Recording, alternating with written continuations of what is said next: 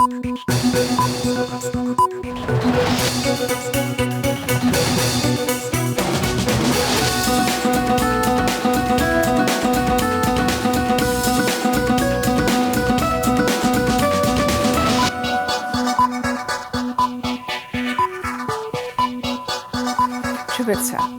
সবাইকে স্বাগত রাতের মাছরাঙা সংবাদে আপনাদের সঙ্গে আছি আমি সাবরিনা হাসনাত। শুরুতেই গার্ডিয়ান লাইফ ইন্স্যুরেন্স সংবাদ শিরোনাম। সংসদ নির্বাচনের রোড ম্যাপ ঘোষণা করেছে নির্বাচন কমিশন। নেওয়া হয়েছে 24টি পরিকল্পনা। কমিশনের সচিব আক্তার আহমেদ আজ জানান 15 সেপ্টেম্বর থেকে রাজনৈতিক দল ও অংশীজনদের সঙ্গে সংলাপ হবে। চূড়ান্ত ভোটার তালিকা প্রকাশ করা হবে নভেম্বরের শেষে। নির্বাচনের রোড ম্যাপ ঘোষণাকে স্বাগত জানিয়েছে বিএনপির মহাসচিব। ডাকসু ও হল সংসদ নির্বাচনের তৃতীয় দিনের মতো প্রচারে ব্যস্ত প্রার্থীরা। সকালে ছাত্র দল ও গণতান্ত্রিক ছাত্র সংসদ সমর্থিত প্যানেল প্রচার চালিয়েছে।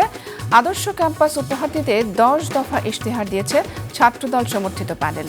নির্বাচন কমিশনের বিরুদ্ধে পক্ষপাতিত্বের অভিযোগ করেছে গণতান্ত্রিক ছাত্র সংসদ সমর্থিত প্যানেল। এবং সারা দেশের সব ক্যাম্পাসে কমপ্লিট শাটডাউন কর্মসূচি চালিয়ে যাওয়ার ঘোষণা দিয়েছে প্রকৌশল শিক্ষার্থীরা। 3 দফা দাবিতে গতকাল থেকে দেশের অধিকাংশ প্রকৌশল বিশ্ববিদ্যালয়ে এই কর্মসূচি পালিত হচ্ছে। সন্ধ্যায় রাজধানীর মৎস্য ভবন মোড়ে সড়ক অবরোধ করে শিক্ষার্থীদের একাংশ। এদিকে এই সমস্যার সমাধানে 14 সদস্যের ওয়ার্কিং গ্রুপ গঠন করেছে সরকার। দর্শক শুনছিলেন শিরোনাম, এবারে বিস্তারিত। আগামী সংসদ নির্বাচনের রোড ম্যাপ ঘোষণা করেছে নির্বাচন কমিশন। ঘোষিত রোডম্যাপে 24টি বিষয়ে 260টি কর্মপরিকল্পনা চূড়ান্ত করা হয়েছে। দেড় দশক পর আবার গুরুত্ব পেয়েছে নির্বাচনী রোডম্যাপ। দুপুরে রাজধানীর আগারগাঁওয়ের নির্বাচন ভবনের জনাকীর্ণ মিডিয়া সেন্টারে বহু প্রতীক্ষিত রোডম্যাপ ঘোষণা করেন ইসি সচিব। আমরা মোটামুটিভাবে 24টা ভাগে ভাগ করে আমরা আমাদের কর্মপরিকল্পনাটা প্রস্তুত করেছি। অংশীজনের সাথে সংলাপ, ভোটার তালিকা প্রকাশ, নির্বাচনী আইন বিধি সংস্কার, নতুন রাজনৈতিক দলের নিবন্ধন, সংসদীয় এলাকার সীমানা চূড়ান্তকরণ, পর্যবেক্ষক ও সাংবাদিক নীতিমালা, আইন শৃঙ্খলা বিষয়ক কার্যক্রম সহ 24টি বিষয়ে বিশদ কর্মপরিকল্পনা ঘোষণা করে সচিব জানান, এই নকশাই চূড়ান্ত নয়। আমরা চেষ্টা করছি যে ভোট গ্রহণের তারিখের 60 দিন আগে আমরা তফসিল ঘোষণা করব।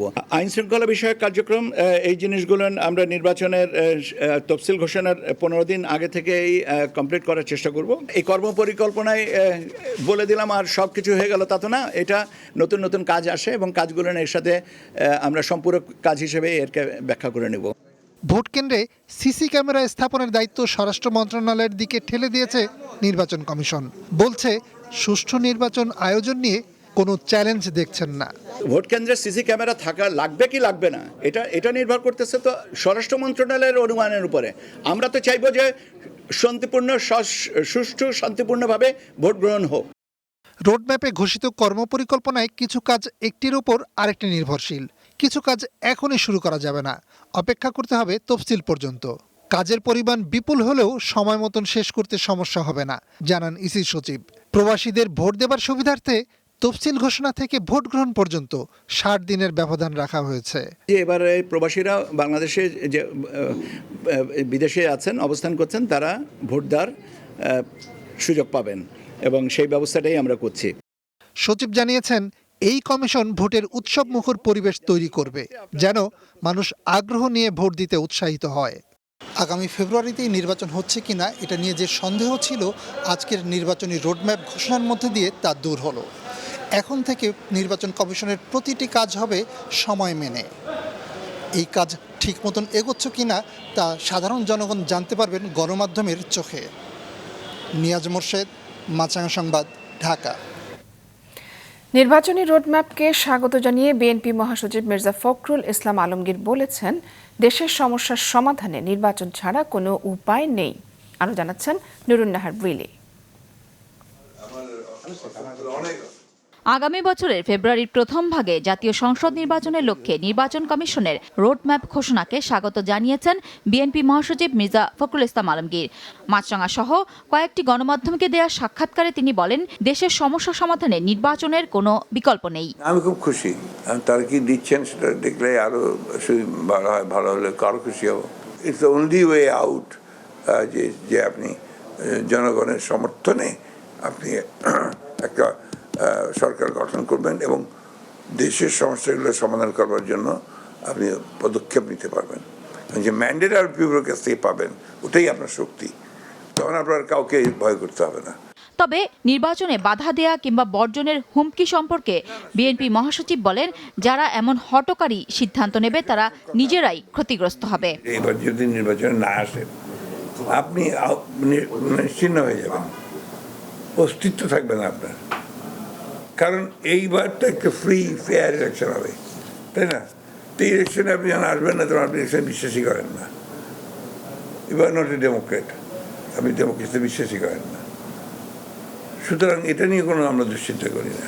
নির্বাচনে নিরপেক্ষতা নিয়ে যেন কোনো প্রশ্ন না ওঠে সেদিকে খেয়াল রাখতে সরকারকেও পরামর্শ দেন তিনি। দুইজন বৈষম্য বিরোধী নেতা আছেন, তাদের ব্যাপারে আমরা আগেই বলেছি যে they should not be in the cabinet. এটা সাহেবের দায়িত্ব হবে যে একেবারে নিউট্রালিটি মেনটেন করার জন্য এদেরকে বলা যে তোমরা চলে যাও, বেটার। তা না হলে তো প্রশ্ন উঠবেই। সরকারের ভেতরের কারা গণতান্ত্রিক শক্তিকে ক্ষমতায় চায় না এমন প্রশ্নের উত্তর খোলাসা না করলেও তিনি বলেন, একটি অংশ আছে যারা গণতন্ত্রের উত্তরণের পথ প্রলম্বিত করতে চায়। এটা খুব খোলামেলা আমি বলতে পারবো না, বলাটা সঙ্গত হবে না বর্তমান প্রেক্ষিতে। তবে এটা সত্যি যে একটা অংশ আছে যারা আপনার নির্বাচনকে ডিলে করার চেষ্টা করছে। বিএনপি বর্তমান সরকারকে আগেও সহযোগিতা করছে, সামনেও করবে বলে জানান দলটির মহাসচিব মির্জা ফখরুল। নুরুন নাহার উইলি, মাছরাঙা সংবাদ, ঢাকা। নির্বাচন কমিশন ঘোষিত রোডম্যাপকে গতানুগতিক এবং কিছুটা বিভ্রান্তিমূলক বলেছেন জামায়াতে ইসলামের সেক্রেটারি জেনারেল মিয়া গোলাম পরওয়ার। আগামী বছরের ফেব্রুয়ারিতে অনুষ্ঠিতব্য জাতীয় সংসদ নির্বাচন সম্পর্কে তিনি বলেন, কোন পদ্ধতিতে এই নির্বাচন অনুষ্ঠিত হবে তা এখনও ঠিক হয়নি। এমনকি জুলাই জাতীয় সনদের আইনি ভিত্তি প্রদান এবং এর বাস্তবায়নের প্রক্রিয়াও চূড়ান্ত হয়নি। এই অবস্থায় এই রোডম্যাপ ঘোষণা অপরিপক্ক এবং আংশিক, এতে জনপ্রত্যাশার প্রতিফলন ঘটেনি। তিনি আরও বলেন, জুলাই জাতীয় সনদের আইনি ভিত্তি প্রদান এবং এর বাস্তবায়ন প্রক্রিয়া চূড়ান্ত করে রোডম্যাপ ঘোষণা করা উচিত ছিল। জুলাই সনদ চূড়ান্ত না করে এবং এর বাস্তবায়ন প্রক্রিয়া নিয়ে কোনো সিদ্ধান্ত না নিয়ে নির্বাচনের রোডম্যাপ ঘোষণা ঐকমত্য কমিশন এবং অন্তর্বর্তীকালীন সরকারের প্রতিশ্রুতি ভঙ্গের শামিল বলে অভিযোগ করেছেন এনসিপির সিনিয়র যুগ্ম আহ্বায়ক আরিফুল ইসলাম আদিব। সন্ধ্যায় রাজধানীর বাংলা মোটর কার্যালয়ে নির্বাচনী রোডম্যাপ নিয়ে প্রতিক্রিয়ায় এই মন্তব্য করেন তিনি। এ সময় মুখ্য সংগঠক হাসনাত আবদুল্লাহ বলেন, জুলাই পদযাত্রার মধ্য দিয়ে জনগণের মাঝে সুষ্ঠু নির্বাচনের আকাঙ্ক্ষা তৈরি হয়েছে। সেই ধারাবাহিকতায় এবারে উপজেলা পর্যায়ে বিচার সংস্কার, নতুন সংবিধান, গণপরিষদ নির্বাচন সহ বিভিন্ন দাবিতে নতুন কর্মসূচি পালন করবে এনসিপি। প্রাথমিক পর্যায়ে 29 আগস্ট থেকে 1 সেপ্টেম্বর পর্যন্ত বিভিন্ন জেলার 27 উপজেলায় উঠান বৈঠক এবং সাংগঠনিক সভা করবে জাতীয় নাগরিক পার্টি। যত দ্রুত জুলাই সনদের আইনি ভিত্তি হবে তত দ্রুত নির্বাচনের দিকে যাওয়া যাবে। সনদ বাস্তবায়নের প্রক্রিয়া চূড়ান্ত না করে নির্বাচনের প্রস্তুতি গ্রহণ ভবিষ্যতে সংকট তৈরি করতে পারে, যার দায় সরকারকেই নিতে হবে। এখন আমরা উপজেলায় পর্যায়ে আমরা আমাদের কার্যক্রম প্রসারিত করতে চাই এবং সেটির অংশ হিসেবে আমরা প্রাথমিকভাবে 27টি উপজেলা দিয়ে আমরা শুরু করছি। তৃতীয় দিনে জমজমাট ডাকসুর নির্বাচনী প্রচার। আদর্শ ক্যাম্পাস উপহার দিতে 10 দফা ইশতেহার দিয়েছে ছাত্রদল সমর্থিত প্যানেল। মাহমুদ কমলের রিপোর্ট। স্বতন্ত্র শিক্ষার্থী ঐক্য প্যানেলের জিএস প্রার্থী আল সাদি ভুইয়াকে পরিচয় করিয়ে দিচ্ছেন প্রতিদ্বন্দ্বী প্যানেল ঐক্যবদ্ধ শিক্ষার্থী জোটের ভিপি প্রার্থী সাদিক কায়েম। দুজনেই বলছিলেন, এবারের ডাকসু নির্বাচনের এটি সবচেয়ে বড় সৌন্দর্য। আদর্শ যাই হোক, অবস্থান সৌহার্দ্যপূর্ণ। আমাদের মধ্যে মত প্রকাশের স্বাধীনতা আছে, মত বিরোধ আছে, মত পার্থক্য আছে এবং সহমত আছে। ঢাকা ইউনিভার্সিটিতে আজকে আমরা যে এক্সাম্পল সেট করতেছি, এটা পরবর্তীতে বাংলাদেশের এক্সাম্পল হবে। বাংলাদেশে এই ধরনের গণতন্ত্র চর্চা হবে, আমাদের মতাদর্শিক দ্বন্দ্ব থাকবে, আমাদের এক একজন এক এক এজেন্ডা থাকবে, কিন্তু আমরা বাংলাদেশ প্রশ্নে, বাংলাদেশের ন্যাশন বিল্ডিং এর জায়গায় আমরা সবাই একসাথে কাজ করব।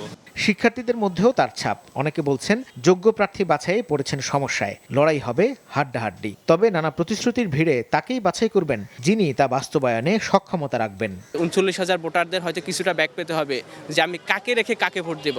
এবং আমি মনে করি সবাই খুবই ভালো যোগ্য। যে শিক্ষার্থীদের জন্য কথা বলবে, যে শিক্ষার্থীদের জন্য প্রশাসনের সাথে বার্গেইন করতে পারবে, আমি অবশ্যই সেই প্রার্থীকে ভোট দিব। সবার ভিতরে একটা উৎসাহ উদ্দীপনা এই জিনিসটা বজায় থাকবে এবং সুষ্ঠু একটা ডাকসু নির্বাচন হবে। প্রচারের তৃতীয় দিনে আজ বটতলায় 10 দফা ইশতেহার ঘোষণা করে ছাত্রদল সমর্থিত ভিপি প্রার্থী জানান, প্রতিশ্রুতি নয় আদর্শ ক্যাম্পাস উপহার দিতে চায় তার প্যানেল। সকলের শিক্ষা, স্বাস্থ্য, নিরাপত্তা, মর্যাদা, গবেষণা, ক্যারিয়ার উন্নয়ন, সাংস্কৃতিক বিকাশ ও গণতান্ত্রিক অধিকার প্রতিষ্ঠার পূর্ণ নিশ্চয়তা থাকবে। প্রতিশ্রুতি নয়, বাংলাদেশ জাতীয়তাবাদী ছাত্রদল পরিবর্তনে প্রতিজ্ঞাবদ্ধ। এদিকে গণতান্ত্রিক ছাত্র সংসদ সমর্থিত প্যানেলের অভিযোগ, আচরণবিধি লঙ্ঘনের অভিযুক্তদের বিরুদ্ধে ব্যবস্থা না নিয়ে নিরপেক্ষতা হারিয়েছে ডাকসুর নির্বাচন কমিশন। যারা এখানে আচরণবিধি লঙ্ঘন করেছে তাদেরকে কোনো ধরনের শায়েস্তা করে নাই। শিক্ষার্থীরা আশঙ্কা করছে আসন্ন ডাকসু নির্বাচন সুষ্ঠু হয় কিনা সেই বিষয়টি নিয়ে, এবং আমাদের মধ্যেও সেই আশঙ্কার জায়গাটি তৈরি হয়েছে। ফেস্টুন এবং ব্যানার, কালারফুল যত কিছু ছিল সেরকম কোনো কিছু নেই।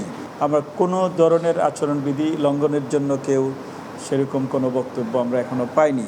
ডাকসু নির্বাচনে সেনাবাহিনীর যুক্ত হওয়ার সুযোগ নেই বলে যে বিবৃতি দিয়েছে আইএসপিআর, তার প্রেক্ষিতে নির্বাচন কমিশন প্রধান জানিয়েছেন, নিরাপত্তার স্বার্থে ঢাবি প্রশাসনের কাছে যে কোনো সংস্থার সহযোগিতা চাইতে পারেন তারা। মাহমুদ কমল, মাছরাঙা সংবাদ, ঢাকা। দেশের সব সরকারি বেসরকারি প্রকৌশল বিশ্ববিদ্যালয়ে চলমান কমপ্লিট শাটডাউন অব্যাহত রাখার ঘোষণা দিয়েছে প্রকৌশলী অধিকার আন্দোলন। এছাড়া চলতি সপ্তাহে বিভাগীয় সম্মেলন এবং পরবর্তী সপ্তাহে জাতীয় সম্মেলন করার ঘোষণা দেন আন্দোলনকারীরা। এদিকে তাদের দাবির যৌক্তিকতা যাচাই এবং সুপারিশ করতে 14 সদস্যের ওয়ার্কিং গ্রুপ গঠন করেছে সরকার। 3 দফা দাবিতে কেন্দ্রীয় কর্মসূচির অংশ হিসাবে সকাল থেকে চট্টগ্রাম প্রকৌশল বিশ্ববিদ্যালয় চুয়েটের শিক্ষার্থীরা কমপ্লিট শাটডাউন কর্মসূচি পালন করে। দাবি বাস্তবায়ন ও শিক্ষার্থীদের ওপর পুলিশি হামলার প্রতিবাদে রাজশাহী বিশ্ববিদ্যালয়ের প্রকৌশল অনুষদের শিক্ষার্থীরা ঢাকা রাজশাহী মহাসড়ক অবরোধ করে। ভিন্ন চিত্র দেখা যায় খুলনা প্রকৌশল বিশ্ববিদ্যালয় কুয়েটে। এখানকার শিক্ষার্থীরা 3 দফা দাবির সাথে একাত্মতা জানালেও ল্যাব ক্লাস ও পরীক্ষায় অংশ নেয়। একই রকম ঘটে গাজীপুরের ঢাকা প্রকৌশল বিশ্ববিদ্যালয় ডুয়েটেও। আমাদের এই যৌক্তিক 3 দফা দাবি আমরা দেখেছি, আমরা যখন এই 3 দফা দাবি নিয়ে মাঠে নেমেছি। সিলেটের শাহজালাল বিজ্ঞান ও প্রযুক্তি বিশ্ববিদ্যালয়ের 9টি বিভাগের শিক্ষার্থীরা ক্লাস বর্জন, বিক্ষোভ সমাবেশ সহ বিভিন্ন কর্মসূচি পালন করে। মানববন্ধন কর্মসূচি পালন করেন খুলনা বিশ্ববিদ্যালয়ের শিক্ষক ও শিক্ষার্থীরা। সেগুলো অনেক আগে আপনারা মিটিয়ে নিতে পারতেন, তাদেরকে আজকে কেন রাস্তায় নামতে হলো? তাদেরকে যেন আর একটা দিনও রাস্তায় থাকতে না হয়, আপনারা অনুগ্রহ করে তাদের দাবি মেনে নেবেন। এদিকে প্রকৌশল পেশায় বিএসসি ডিগ্রিধারী ও ডিপ্লোমাধারীদের পেশাগত দাবিগুলোর যৌক্তিকতা পরীক্ষা করে সুপারিশ করার লক্ষ্যে বিকেলে সচিবালয়ে বৈঠক শেষে জানানো হয়, সমস্যা সমাধানে 14 সদস্যের একটি ওয়ার্কিং গ্রুপ গঠন করা হয়েছে। যারা বিষয়গুলো সম্পর্কে ভালো ওয়াকিবহাল আছেন তাদের বক্তব্য এই ওয়ার্কিং কমিটি শুনবে। তারপরে এখানে অনেক আইনগত বিষয় আছে, সেগুলোর অনেক কাগজপত্র দিয়ে যাওয়া হয়েছে, সেগুলো সবগুলো দেখে তারপরে আবার তারা আমাদেরকে ব্রিফ করবেন। এদিকে বিকেলে রাজধানীর ইঞ্জিনিয়ার্স ইনস্টিটিউশনে সংবাদ সম্মেলনে সমস্যা সমাধানে সরকার গঠিত কমিটি নিয়ে আপত্তি তোলে প্রকৌশল অধিকার আন্দোলন। জানায় কমপ্লিট শাটডাউন কর্মসূচি চলবে। নেক্সট অ্যানাউন্সমেন্ট হওয়ার আগ পর্যন্ত সারা দেশের ক্যাম্পাসগুলোতে কমপ্লিট শাটডাউন বলবৎ থাকবে। এদিকে তাদের আরেকটি অংশ মিছিল নিয়ে মৎস্য ভবন মোড়ে ঘণ্টাব্যাপী বিক্ষোভ করে। পরে সেখান থেকে তারা ইঞ্জিনিয়ার্স ইনস্টিটিউশনের সামনের রাস্তায় গিয়ে বসে পড়ে। কিছুক্ষণ পর তারা সেখান থেকেও চলে যায়। বিপ্লব হাসান, মাছরাঙা সংবাদ, ঢাকা। কার্যক্রম না থাকায় চিলাহাটি, দৌলতগঞ্জ এবং তেগামুখ এই 3টি স্থলবন্দর বন্ধ ঘোষণা করেছে সরকার। আজ উপদেষ্টা পরিষদের বৈঠকে এই সিদ্ধান্ত নেওয়া হয়েছে। বৈঠকে বাংলাবান্ধা স্থলবন্দরের কার্যক্রম স্থগিত রাখার সিদ্ধান্ত হয়েছে। নীতিগত অনুমোদন দেওয়া হয়েছে গুম প্রতিরোধ ও প্রতিকার অধ্যাদেশের খসড়ায়। বৈঠক শেষে সংবাদ সম্মেলনে এসব তথ্য জানায় প্রধান উপদেষ্টা প্রেস উইং। এ সময় আরও জানানো হয়, চলতি বছরের প্রথম 6 মাসে $1.25 বিলিয়ন বিনিয়োগ প্রস্তাব এসেছে। এর মধ্যে $465 মিলিয়ন বিদেশি এবং $85 মিলিয়ন যৌথ বিনিয়োগের, এর মধ্যে 18% বিনিয়োগ প্রস্তাব চূড়ান্ত হয়েছে। ভারতে অবৈধভাবে অনুপ্রবেশকারী এবং সন্ত্রাসের সাথে জড়িত সন্দেহভাজনদের ভারতের আইন অনুযায়ী বিজিবির হাতে তুলে দেওয়া হচ্ছে বলে জানিয়েছেন বিএসএফ এর মহাপরিচালক দালজিৎ সিং চৌধুরী। সকালে পিলখানায় বিজিবি সদর দপ্তরের যৌথ সংবাদ সম্মেলনে তিনি কথা বলেন। বর্ডার গার্ড বাংলাদেশ, বিজিবি এবং ভারতের বর্ডার সিকিউরিটি ফোর্স বিএসএফ এর মধ্যে মহাপরিচালক পর্যায়ে 25 থেকে 28 তারিখ পর্যন্ত চলে 56তম সীমান্ত সম্মেলন। সম্মেলন শেষে সাংবাদিকদের মুখোমুখি হয় দুই পক্ষ। সীমান্তে হত্যা, বিজিবির মারণাস্ত্র ব্যবহারের বিষয়ে বিএসএফ এর মহাপরিচালক বলেন, দেশের জন্য হুমকির কারণ এবং আত্মরক্ষায় বাধ্য হয়ে গুলি চালানো হয়ে থাকে। এর বিরোধিতা করেন বিজিবি মহাপরিচালক মেজর জেনারেল মোহাম্মদ আশরাফুজ্জামান। আলোচনার মাধ্যমে এইসব বিষয় সমাধান করতে একমত হয়েছে দুই পক্ষই।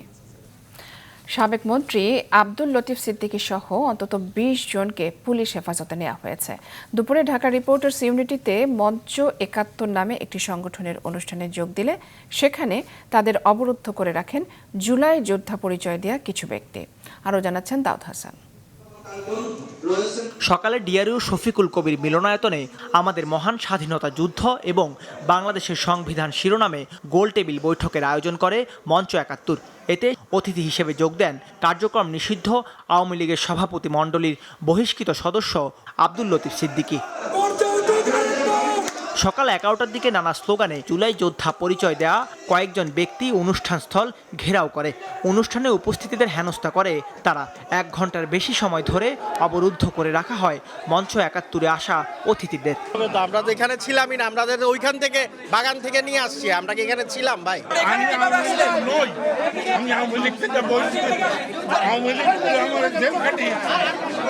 অবরুদ্ধকারীদের দাবি, আলোচনা সবার আড়ালে করা হচ্ছিল ষড়যন্ত্র। যারা ছাত্র জনতাকে হত্যা করেছে তাদের বিচার হওয়া ব্যতীত কোনো নামেই আওয়ামী লীগকে ফিরতে দেওয়া হবে না। জুলাইয়ের যুদ্ধেরা যতক্ষণ বেঁচে আছে ততক্ষণ এই অঞ্চলে আওয়ামী লীগ পুনর্বাসন হওয়ার সুযোগ নেই। পরে পুলিশ এসে লতিফ সিদ্দিকী সহ অবরুদ্ধ ব্যক্তিদের উদ্ধার করে নিয়ে যায়। মিটিং করছিল, ওই খবর পেয়ে আমরা আসছি। এসে আপনারা দেখছেন যে এরা মানে জনগণই আমাদের হাতে তুলে দিয়েছে। এখন এদেরকে আমরা নিয়ে যাব, নিয়ে যাই যাচাই বাছাই করে সিদ্ধান্ত হবে, আইনগতভাবে যেটা হবে সেটা আমরা করব। বিকেলে লতিফ সিদ্দিকী সহ অন্যদের গোয়েন্দা পুলিশ কার্যালয়ে নেওয়া হয় বলে জানায় পুলিশ। দাউদ হাসান, মাছরাঙা সংবাদ, Dhaka.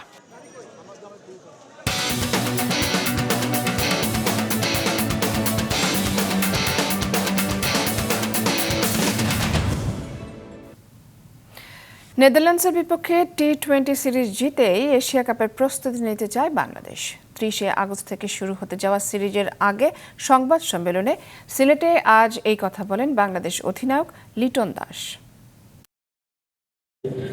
Big event Asia cup, আমার মনে হয় বিফোর এশিয়া কাপ এটা একটা খুবই ভালো সিরিজ হবে অ্যাজ এ বাংলাদেশ টিমের জন্য, বিকজ অলমোস্ট সিমিলার কন্ডিশনে ওখানে থাকার চান্স বেশি। সো আমার মনে হয় এই সিরিজ থেকে আমরা একটা ভালো জিনিস নিয়ে যেতে পারবো এশিয়া কাপের জন্য। অবভিয়াসলি যদি এশিয়া কাপের আগে আমাদের হাতে ওই অপরচুনিটি থাকে কিছু প্লেয়ার চেক করে আমরা করবো, but at the same time international cricket, so আপনাকে জেতার জন্য যেতে হবে। শেষ করছি রাতের সংবাদ। যাবার আগে গার্ডিয়ান লাইফ ইন্স্যুরেন্স সংবাদ শিরোনামগুলো জানিয়ে দিচ্ছে আরও একবার। সংসদ নির্বাচনের রোডম্যাপ ঘোষণা, নেওয়া হয়েছে 24টি পরিকল্পনা। 15 সেপ্টেম্বর থেকে রাজনৈতিক দল ও অংশীজনদের সঙ্গে সংলাপ, নভেম্বরের শেষে হবে চূড়ান্ত ভোটার তালিকা। ডাকসু ও হল সংসদ নির্বাচনের তৃতীয় দিনের মতো প্রচারে ব্যস্ত প্রার্থীরা, ছাত্রদলের 10 দফা ইশতেহার ঘোষণা, নির্বাচন কমিশনের বিরুদ্ধে পক্ষপাতিত্বের অভিযোগ। এবং সারা দেশে সব ক্যাম্পাসে কমপ্লিট শাটডাউন কর্মসূচি চালিয়ে যাওয়ার ঘোষণা প্রকৌশল শিক্ষার্থীদের। সমস্যার সমাধানে 14 সদস্যের ওয়ার্কিং গ্রুপ গঠন সরকারের। এই ছিল এখনকার মতো। ফেসবুকে আপডেট পেতে ভিজিট করুন মাছরাঙা টেলিভিশনের পেজে, ইউটিউব চ্যানেলেও দেখতে পারেন আমাদের সংবাদ, প্রতিবেদন এবং অনুষ্ঠান। দর্শক, রাস্তার ধুলো এবং ধোঁয়া ফুসফুসের ক্ষতির কারণ হতে পারে, তাই জীবাণু এবং ফুসফুসের সংক্রমণ থেকে সুরক্ষিত থাকতে ব্যবহার করুন ফেস মাস্ক।